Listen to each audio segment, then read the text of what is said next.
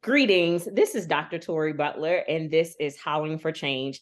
And today I am sitting with the Reverend Martha Orphe, who is an elder in the Louisiana Annual Conference. She happens to be on incapacity leave. And so she is going to be a part of the conversation around the National Black Clergywomen's meeting that was held in at the beginning of August in DC. I got a chance to attend this meeting, and I saw Reverend Orphe and fell in love with her. Um, but she did something that was a little surprising. We were in the opening plenary, and the speaker, Dr. Debbie Haskins, was speaking on breathing and healing and hope during life ICU experiences. And she was addressing the issues of trauma that Black women face. And I just want to give just a quick definition of trauma. Trauma is just an emotional response to a terrible event. And sometimes those emotional responses can also have effects on the body. And she gave a quick presentation on a book called The Body Keeps Score. And at the end of her presentation, here comes Reverend Orphe coming up. And initially, she said, "I don't have a question." And I'm thinking, what's she about to say? At the end of this presentation, she says, "I don't have a question." And then she says, she began to tell her story. And so I just wanted to just talk to Reverend Orphe about her story today.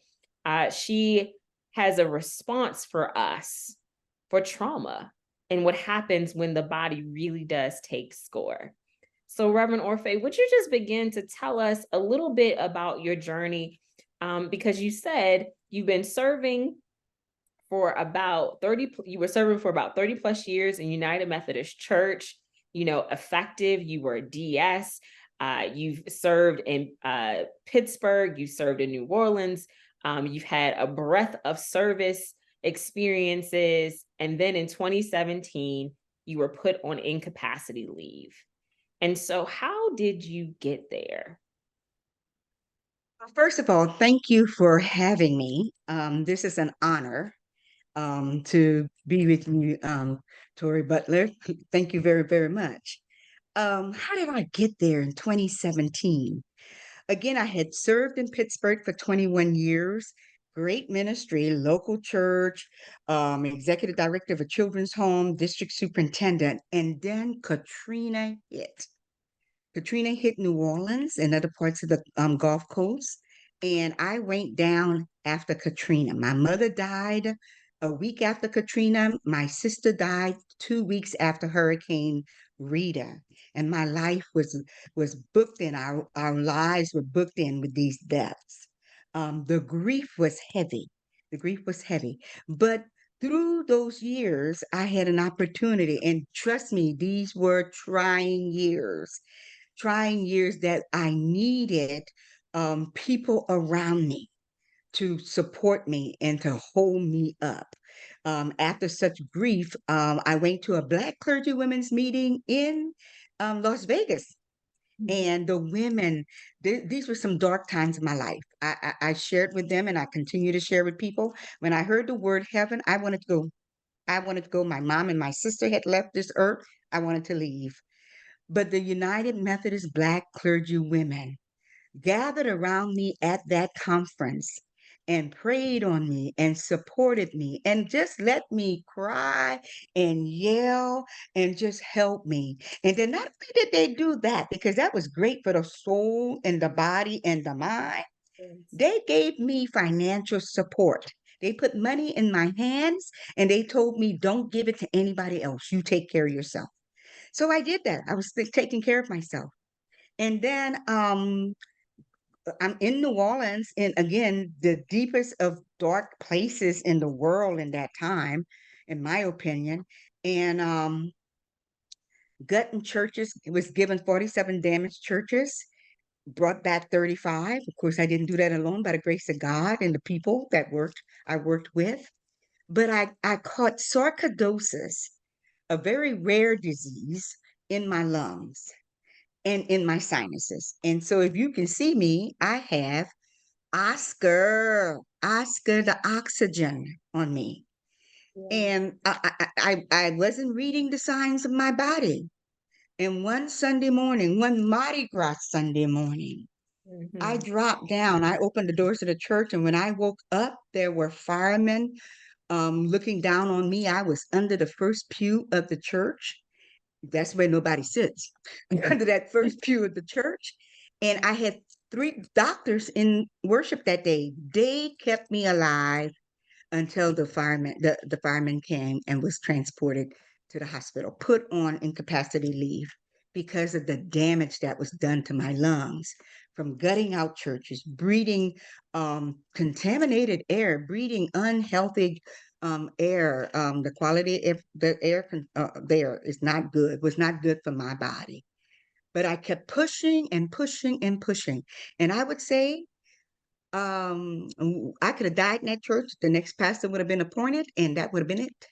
We Mm. have to take care of ourselves. That's how I got there, because I wasn't taking care of myself, taking care of everybody else, listening to all the messages of saying we are super women and we can do it, and go from this church to that church, have asthma attacks, have your body soaking wet, change your clothes, preach the next sermon, go visit at the hospital, sleep in your car while you're at the hospital, realizing you slept for 2 hours in the parking lot at the hospital. But Mm. pushing, pushing, pushing. Don't do that. That's my story. That's how I got there. That's how you got Where there. What were some signs in your body that you ignored as you were getting as this crash, if you will, crash of the body, not just crash of the spirit or the emotions, but really crash of the body happened? What were some things, what were some symptoms that you had been experiencing, but you just, brushed off as tiredness or just, just part of the journey? couldn't breathe through my nose. My Mm. God, that's not normal. I couldn't breathe through my nose. I kept going to the doctor, kept, but I received the Z-Paps, packs and things like that, cleared it up, think it was all right. A month and a half later or so, it's back again. And finally, one day, that was the major one. Fatigue was another one. I was tired. I was tired, but I kept going. But one day I went to see an ENT, and she biopsied me immediately. Mhm. And it's tough to get an appointment to see a pulmonary doctor. You have to have 6 months time in most cases. She was going on her honeymoon and was going away for 2 weeks. And she called in a favor, and I got to see a lung doctor immediately on that third.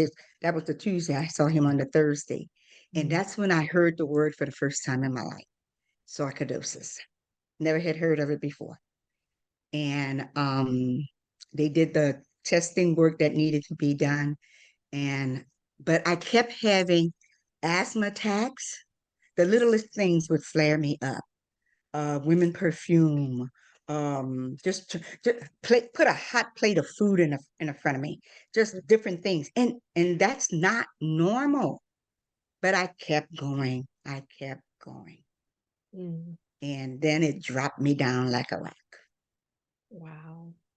Wow. Mhm. You talked about losing your mom and your sister. I did you have time to grieve even in the midst of dealing with this health concern? You were short of breath and still cleaning out, the churches and neighborhoods and everything else. Um, did you have an opportunity to grieve their loss as you're also grieving the loss of a city? I- before my mother died, actually indicated she died a week before Katrina, and a week after Katrina. And so we all was experiencing this together. And my mother was the type of woman, you can see a picture of her in the background, my mom and my dad. My mother was the type of woman that she helped people. My mother was generous. We used to think as children, she gave everybody else. What about us? But she gave from her heart. And my mother was quite upset that they were transporting people from New Orleans across the state of Louisiana all the way to Texas. And she's like, we can take care of our son. So she had our family cooking and delivering meals. So I missed her, and I missed my sister who would have been doing the same thing. But what I knew was in missing them, if I could do what they were doing, that would help me live their legacy, to keep them alive in me and to keep them alive for our family. Because then that's how our family started also to respond. And so I missed them. And like the word heaven, and I would hear heaven, I wanted to go.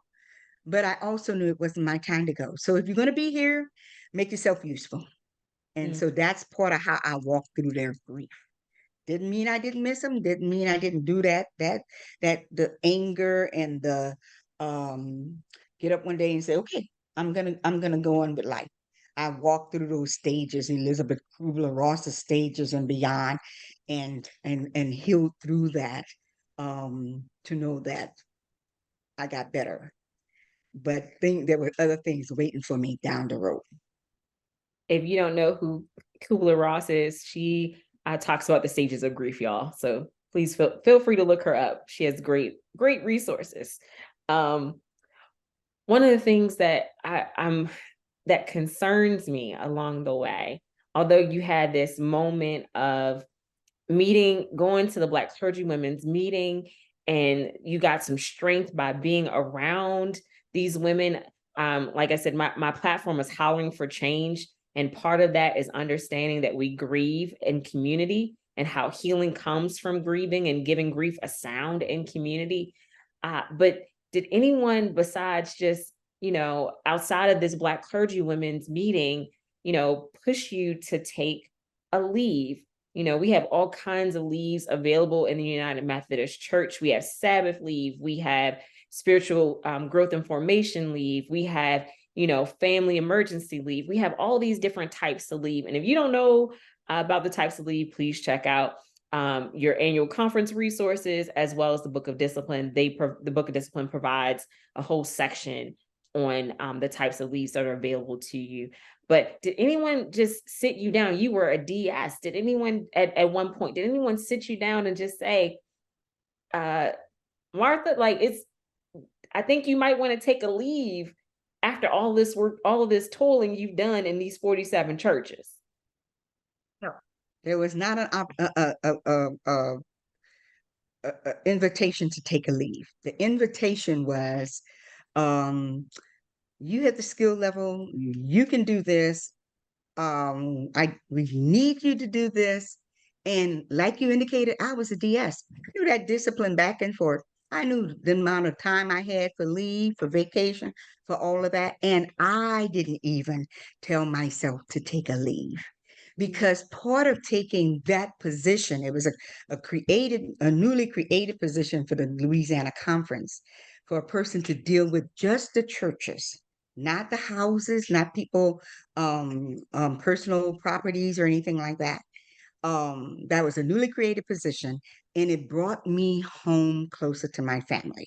Now, New Orleans is 2 hours away from my actual family location, but 2 hours was better than Pittsburgh, a flight from Pittsburgh. Yeah. Okay. And so I came home.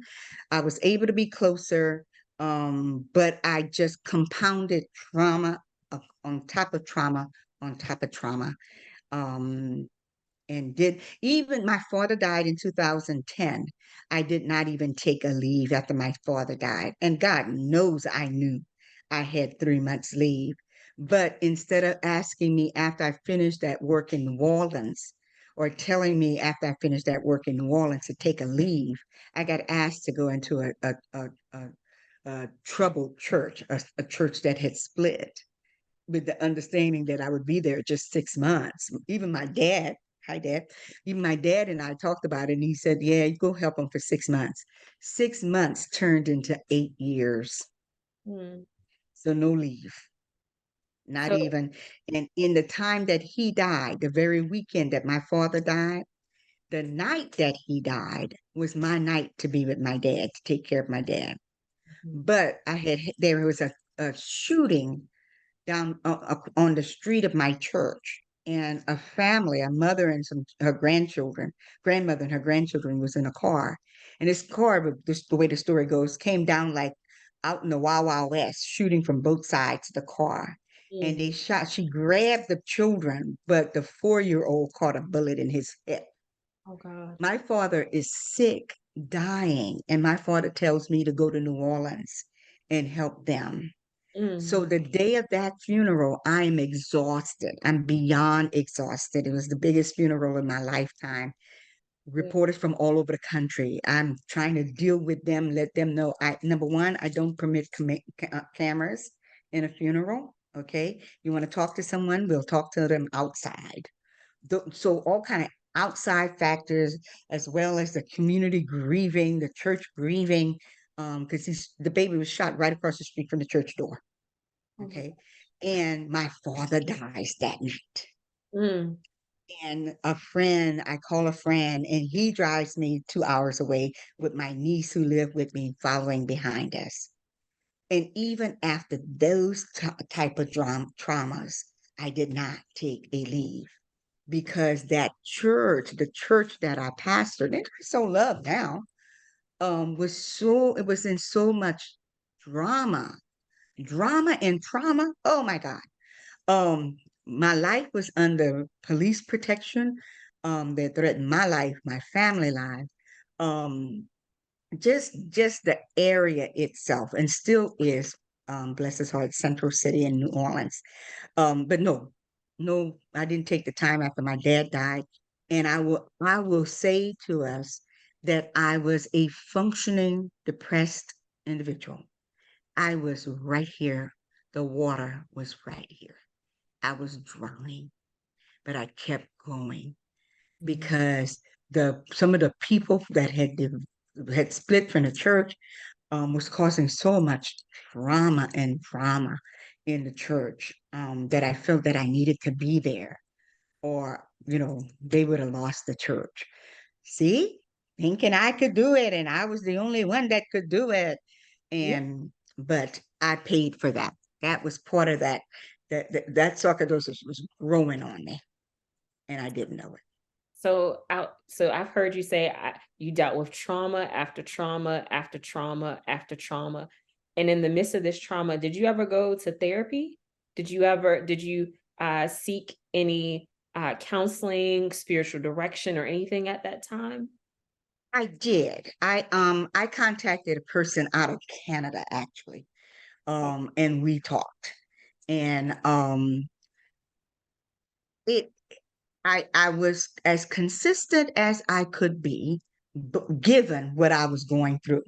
But yes. the blessing was I was hearing someone and talking to someone and praying through what God is this, um so that I could go forward and keep going. But listen, what the purpose was, so I could go forward and keep going, not Yes, so that I could take care of myself and right. and as the old folks would say, get the heck out of there. But that's not, we not taught that to get out. We are taught to stick it out and keep Yes. going. And One so we have to learn some new messages and some new um ways of doing ministry, or we will have an Oscar. Oscar is my oxygen. We will have a Willie, the wheelchair, and Wally, his cousin, the walker. And I might have returned those little names around. Or Sammy, the electric scooter that folds up like a piece of luggage and I could take all over the world. But all and Sticky the stick and Samson the truck. If you don't want all of that, take care of yourself. That's not out there just to be out there. It's for a purpose. I look the way I look now, and I feel the way I look now because I started taking my care of myself. God is number one. The baby Martha Orphe is number two. mm. Amen. Yep. Amen. For just for a someone young in ministry, how would you have them advocate for themselves when they feel, the functioning depression, fall on them, when they have dealt with trauma after trauma? What are some words of encouragement or a process that you would invite someone young in ministry or just in that place when they're in the ICU situation? How would you have them advocate for themselves before they end up on the floor on a Sunday morning? If you're in ICU, stay in the hospital. Don't check yourself out. Go to the places where help could be gathered. Pull on somebody that you trust. Because let me tell you, people will also use your weakness. If folks believe that you are sick, girl, get up and go on ahead and go. You can do this. Oh, you didn't breathe today? You can't breathe today? You'll be better tomorrow. We'll see you tomorrow at the trustee meeting. No, you will not see me tomorrow at the trustee meeting. And now we live in a time like we are on a Zoom now. Back in the day, we didn't have Zooms. So you showed up in person, okay? And back in the day sounds so long ago, but that was just 2 years, 3 years ago. Mhm. Right. Yeah, But yeah. I remember, I'll tell a story from my Pittsburgh days. And I was fairly young in ministry. I was in my office and there was a beautiful tree out across from my office. My office looked out along the University of Pittsburgh, some of their buildings. Okay. And that day I looked out the window and there was a young woman sitting at the tree. And it hit my spirit to look out the window again. Mhm. And Tori, this car came from the nowhere and she was getting up. If she had not gotten up, the car would have literally took her head off. It Mm. got her at her waist and her legs. I ran out of the church building, hollering to call the police for my the staff to call the police and everything. Ran to her. I grabbed her. I held her. I could see one of her legs on the left side of me and the other leg on the right side of me. That Mm. grid of that car, the lower grid of that car had then chopped her off because how she had stood up.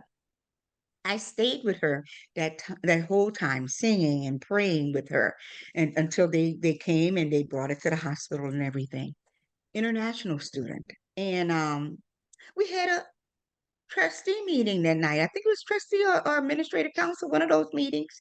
So I hadn't even realized my dress was full of blood. I was in shock, my God, and I didn't even know what shock was. Right. And so I get myself ready for the meeting. I walk in the room, and the church members are looking at me like I had some horns on my head or something. What happened to you? And I said, "Oh, the young lady got hit." And they're like, "Reverend, you need to go home. You need to what I heard was you need to go change." So I'm thinking I'm coming back. And I said, "Okay, then I'll be right back." They said, "No, no, no, no, no, no, no. You need to go home, get out of all of that, and go to bed. Don't come back here." Yeah. Okay. So to have some people also in your church that will see, now that was a physical, all right? But Yeah. sometimes they don't see that emotional and that spiritual. But have someone that you trust that you can say, I need, and develop that friendship with that person, whether in your local church or somebody else's church or somebody, look, go get the guy at the bar, the young lady at the bar when they good listeners. Okay, let somebody hear and let somebody believe in you enough that would say, girl, you need to stop this. Yeah. In fact, let me make a phone call to those people. Somebody is, and I was grateful that there were people, but I was in many ways so much stronger than some of them. Mm. Okay. Because even when they said you need to stop, I felt I couldn't. And that feeling that you can't is what get us in trouble. So we have to put young people, whatever age you are in ministry, whether you're just starting a ministry, whether you're older and you're starting the ministry, whatever, care for yourself is vital. You can't take care of them if you haven't taken care of yourself. Reverend Go on Orphe, that cruise. Hmm. before you continue, Reverend Orphe, have you ever heard of the trope of the strong Black woman? The trunk? Trope. So the strong Black woman, this comes out of Shaniqua Walker Barnes's work, and she says that she is a modern day Atlas who holds up the weight of multiple worlds upon her shoulders. And so as I'm listening to you, you keep saying, people are telling us to be strong, strong, strong. But at some point, the weight is too heavy for us. At some point, the weight of the multiple worlds will crash and fall in such a way that we're going to have Oscar the oxygen on our Hmm. backsides every Yes. day. And so Yes. so as you are thinking through that, even in moving forward in your own life, I want you to think that we can take apart those words, strong, Black, and woman. Oftentimes we're truncated to it being one word altogether, to basically say, we don't have the capacity to feel, but we have the capacity to do. And that is in response to a slave mentality where our worth is contingent upon how much we could produce. And now we're in a day and a time where, God is calling us to a new reality of self-care. And so, Yes. so as you think about self-care for yourself now, what does ministry look like now, since you are still on incapacity leave and not in the church? What does your ministry look like? How do you um how do you do, or how do you be? God has given me, I believe, the ministry of rest. That's how I be. I be doing me some rest. Okay. Well, And so rest, say again. tell us about what does ministry of rest look like. I know a lot of people would love to hear. Wait a minute, there's a ministry called Rest. Can we sign up for this ministry? How do we become a part of this ministry? Can we join in on a Facebook group for this ministry? Is this a NAP ministry? So can you tell us a little bit about Ministry of Rest? Well, a lot of doctor's appointments, but because I had to listen to my body, and we had to develop a program. I'm on a regimen that helps me right now to live. Okay, I'm on chemo every week and steroids every day, and it helps me to live. But one can't think that chemo and steroids going to do it all by itself. If I don't put myself on the couch or put myself in bed and rest, I won't be able to do the things that I'm doing now. So I create the spaces for me to rest, whether that's with a book, whether that's looking at Netflix, whether that's looking at whatever I'm looking at. No drama, however. I don't do those drama shows. Let me just set up again. I don't do the drama shows because my disease feeds on drama. So no drama, but space. I love space. I love to be able to move from this chair to that chair, to listen to music, to listen to jazz, whatever, gospel, whatever I'm listening to, and have space. But the space is a space that is calm and peaceful. I don't do drama. So the ministry of rest does not involve drama. You can't bring me drama. And I would invite people to in the ministry of rest, but don't come with drama now. And if you need drama, you need to unload that. We're gonna find somebody to help you unload that, but you ain't come and put that on me. I'm not the one for that anymore. And to be able to move to that space, and if people are physically able to still be in ministry, I don't have the lung capacity for it, for local church preaching the way I was preaching. I preach myself sick, preach myself dead, But but if they can still be in local church ministry and create space of rest and time of rest and be of rest, that's wonderful. That's I find that that would be needed. Um, my home, my home, my family home, which is my home, is a place of rest and peace. Folks used to ask me, how you leave this restful place and go to New Orleans? I said, That's how I can go New Orleans because I have a restful place to come back to." And I was coming back home and again trying to do some of it, but I let it overcome me. But when after I became ill, I did get on the couch. Let me tell y'all about depression again. Mhm. I thought I had been ripped out of my ministry and out of my life because that's how I knew life was that ministry. I love Yeah. my family, but oh my God, I love ministry, local church ministry. And so I felt I had no friends. I didn't know what else to do in my life. I didn't know if I was dying the next day, And I sat on my couch. I would go out, get food, family would bring food, and that's where I was on my couch. And Tori, the blessing was I never gave up on God in the sense that I didn't do my devotions. Mm. And one June, it was June the 6th. I went down March the 1st. June the 6th, the devotion was I didn't put you, it was a little book, devotion book signed from God. So these are messages from God. And I don't remember the beginning of it, but I remember this line. I did not put you on this earth to be laying down on the couch. And when I tell you I got off the couch that day, I got off the couch. Yes. I got off the couch and figured out how to start living. And but part of that living was how to rest in my living, how to live peaceful in my living, how to be gracious in my living, how to be grateful in my living, how to be generous in my living, so that my living would not be in vain. Amen. Not that Amen. I didn't do 36, Amen. Come on, preach the but word for it. going forward, God, what do you want this me to do now? And if it's just telling my story, sharing my journey, I'll do that. I'll do that with what breath and all the breath provided by oxygen or otherwise that I have. Yes. I met a man on a plane and I won't talk too much longer.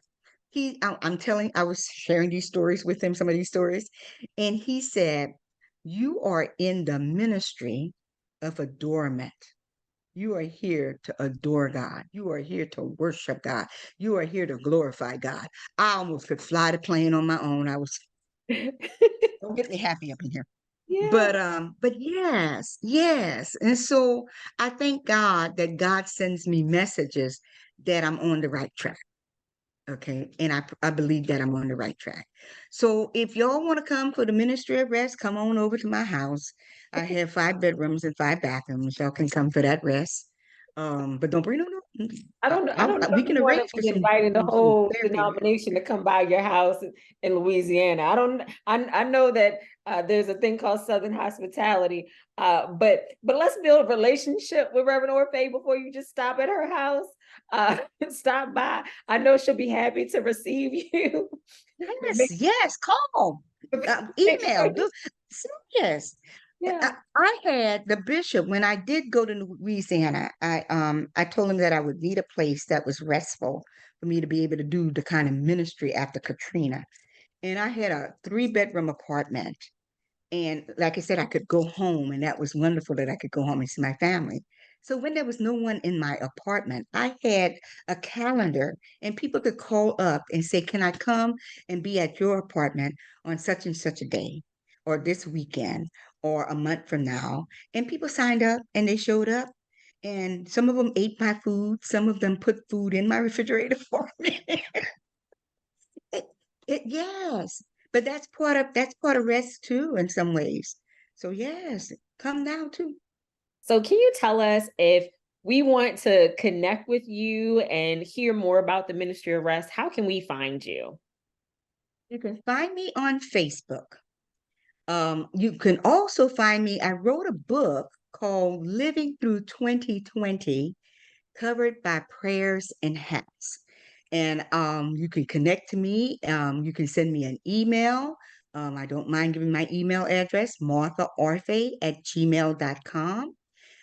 You can order the book with me directly, or you can go to my publisher, Author House, AUTHOR, the word house, and you will find it on their site. But I can also send you a copy if you connect with me. I would love for you to connect with me. So one of the things I'm hearing from just bringing some things together for those who are watching is that uh, as you have learned how the body keeps score, you have learned how to create a ministry of rest, and also learning how to create space not just for yourself but for others, and being intentional about creating space. And what I'm hearing is that you also want to invite people to be intentional about their own space and making sure that it's peaceful and Yes. has a places where people can really breathe, where hopefully they're taking a moment of and enjoying the ministry of rest, so that we don't have what, come on, tell me, the Oscar the oxygen, what you Sammy the scooter, mhm, Wally the wheelchair, his cousin Willie the walker, Sticky the stick, and Samson the F Ford 150 truck to they carry all of that around. carry all the stuff with us. So uh But in let me say this too. yes. Yes, I have been through a lot of trauma, but I believe in a God that can get us through and that can help us to the next stages. A God of refuge and a God of strength. And so I'm not where I was on March 1st, 2017. I'm much better than where I was. Yeah. And I'm grateful for where I am. And I'm grateful for any other days I see. But no, we just have to be grateful for where we are, is what I would say too. Hmm. And that God is a faithful God. And I'm just on this earth to glorify God. So again, this is Hollering for Change. And may you create your own space to enjoy the ministry of rest, and know that we serve a God who is faithful, and know that we serve a God who wants you to live a long and abundant life. But you have to make some decisions to stay here. And so this is Hollering for Change. This is Dr. Butler. We love you, family. There's nothing you can do about it. And we hope that you tune in again soon. God bless.